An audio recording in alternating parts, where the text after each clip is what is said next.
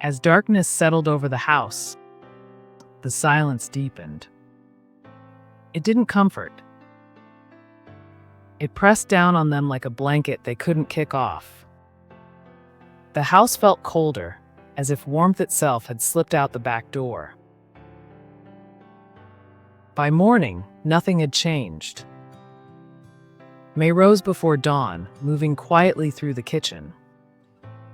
Her steps were soft, but her exhaustion clung to her like a second skin. The clatter of dishes echoed sharply in the stillness. The only sound in a home that felt emotionally abandoned. At the table, they sat together, and yet not together. Forks scraped plates. Food was chewed without taste.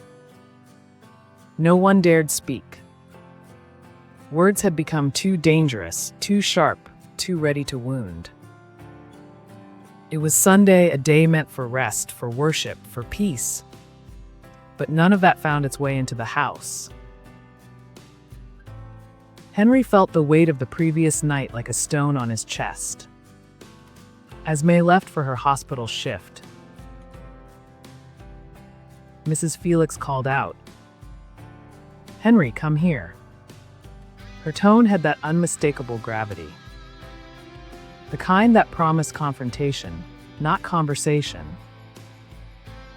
"You're my only son," she began, eyes heavy, voice thick with worry that had hardened into judgment. "Your sisters are married, with children. Why would you choose a woman who refuses to give you children?" Henry exhaled slowly, his frustration simmering. "Mother," he said, voice calm but strained. "Who told you May doesn't want children? And even if she didn't, it's not your place to say." He didn't stay for her reply. He stepped out, the need for fresh air pulling him away from the suffocating tension. But as the door clicked shut behind him, a knock echoed through the house. Mrs. Felix opened the door. Sarah stood there, her smile gentle, but her eyes unreadable. She stepped inside with the ease of someone who knew she was welcome. Mrs. Felix received her warmly, too warmly, as if she had found someone who finally understood her disappointment. As they sat down, Mrs. Felix poured out the entire week's turmoil. The pills, the accusation, the slap, the growing gulf between her and her daughter-in-law. Sarah listened with practiced concern, her head nodding slowly. But her eyes gleamed with something colder. "So, what will you do now?" she asked softly. "I don't know," Mrs. Felix murmured, rubbing her forehead. Her confidence had cracked. Sarah leaned in, tone light, almost playful. "Why not ask Henry to take another wife?"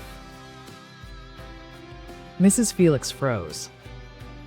The idea hit her like a gust of wind. Shocking at first, then strangely tempting. "That's a good idea," she whispered. "But my son would never agree." Sarah smiled thin, knowing. "He might. If you insisted, you're his mother. He listens to you." Mrs. Felix began to nod slowly. "I could find him a good girl from my town, someone respectful, someone who—" "No," Sarah cut in swiftly, her voice tightening. "You don't need to look far." Her gaze sharpened, the softness peeling away. This wasn't about helping Henry. It wasn't about protecting the family. It was personal, possessive, calculated. Sarah wasn't trying to repair anything. She was feeding the fire. Mrs. Felix, unaware of the storm building at her own table, nodded thoughtfully. And in that quiet living room, while the house still ached for healing, a new seed was planted, small, poisonous, and deliberate. Not a seed of hope, not reconciliation, Not wisdom, but sabotage. Pure and strategic, ready to grow into a storm none of them were prepared for.